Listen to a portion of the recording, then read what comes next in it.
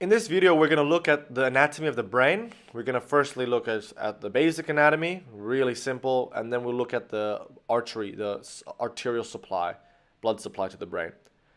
So here we're looking at the lateral view of the brain. The cerebral hemispheres originates from the telencephalon. This is embryology. We have four main lobes: the frontal, parietal, temporal, and occipital. Then you have the cerebellum, which is part of the metencephalon. The pons is also part of the metencephalon. And again, the telencephalon and metencephalon are just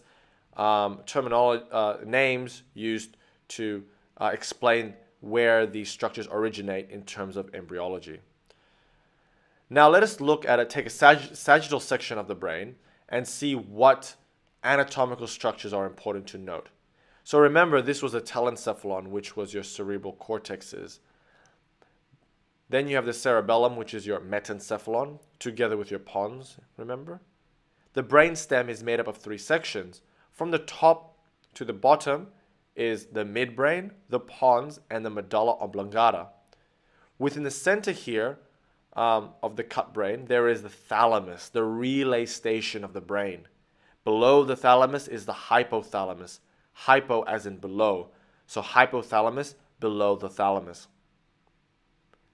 And below the hypothalamus, there are two lobes, and these are known as the pituitary lobes. The hypothalamus and the pituitary lobes, or glands, are important endocrine glands. Now let us look at the brain from an inferior view. So the inferior view of the brain, you can see the telencephalon, your cerebral cortex, and you can see the frontal lobe here and the temporal lobes on the sides. Then your brainstem, which is made up of your midbrain, your pons, and your medulla oblongata. This is your cerebellum. Some other important structures which can be seen from here are your optic nerves, which is cranial nerve number 2. And this sort of branches off the optic chiasm. And under these structures, you can find the long olfactory nerve, which is your cranial nerve number 1, which is your smelling nerve. It is a sensory nerve. Okay, let us look at the same view of the brain again, but this time look at the arterial supply of the brain. So crawling up the brainstem, you have the vertebral arteries. Two of them which come from the subclavian artery. These vertebral arteries join to form the basilar artery, and the basilar arteries continue to crawl up the brainstem, up the pons and midbrain before basically bifurcating. And this bifurcation will form a circle around this region. This circle is known as the circle of Willis. The circle of Willis gives off a few branches: the posterior cerebral, the middle cerebral, and the anterior cerebral artery. Joining the anterior cerebral arteries is the anterior communicating artery, because it's the communication between the anterior cerebral arteries. And joining the middle and posterior cerebral arteries is the posterior communicating arteries. There are another two important arteries that help form the circle of Willis, and these are the internal carotid arteries, which are branches of the common carotid artery. The middle cerebral artery is actually a branch of the internal carotid. The internal carotid does not give off any branches during its track from the essentially chest to the brain, middle of the brain. Let us now look at the circle of Willis again, but separately from the brain, just by itself. Again, here are your vertebral arteries, which form the basilar artery from the back of the brain.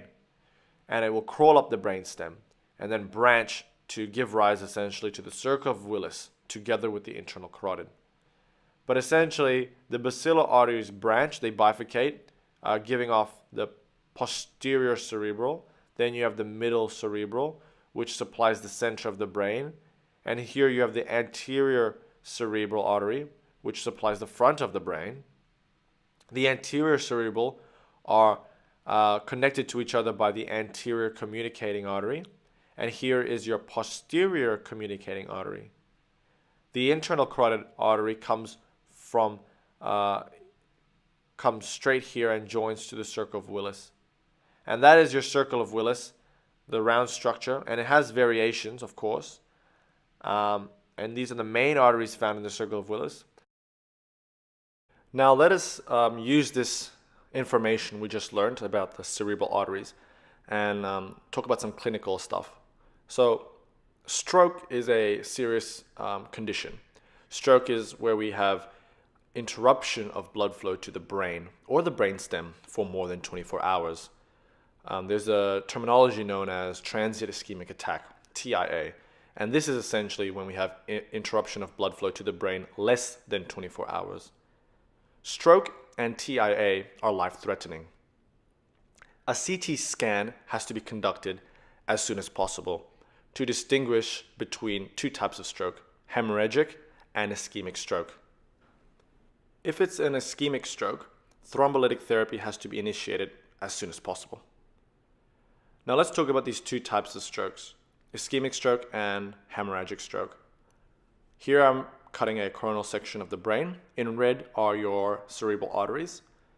Here is your middle cerebral artery we're zooming into, and this is your internal carotid that joins to the circle of Willis, forms the circle of Willis. Let's first talk about ischemic stroke. So ischemic stroke, an example of ischemic stroke is where we have a plaque formation in the internal carotid, which can lead to a potential stroke, or the plaque can rupture. It can rupture, creating a thrombus. Thrombus results in an emboli. The emboli then will travel up to the brain.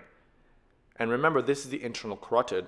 So the internal carotid will travel up to the brain, to the circle of Willis, and actually go to the middle cerebral artery because the internal carotid is the main, it forms essentially the middle cerebral artery. So here we have the emboli.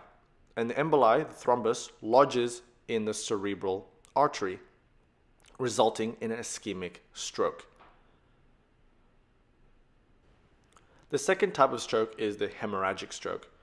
Hemorrhagic stroke, a hemorrhage, is essentially when we have the rupturing of the vessel, blood spilling everywhere. So zooming into this middle cerebral artery, we have the rupture of the vessel because, for example, the vessel has an aneurysm and it just grows until it ruptures. So that is hemorrhagic stroke. Hemorrhagic stroke usually occurs in the anterior cerebral communicating arteries, posterior cerebral communicating arteries, and branches of the middle cerebral and basilar arteries. So that was just a quick overview on the stroke. Thank you for watching. I hope you enjoyed this video. Bye.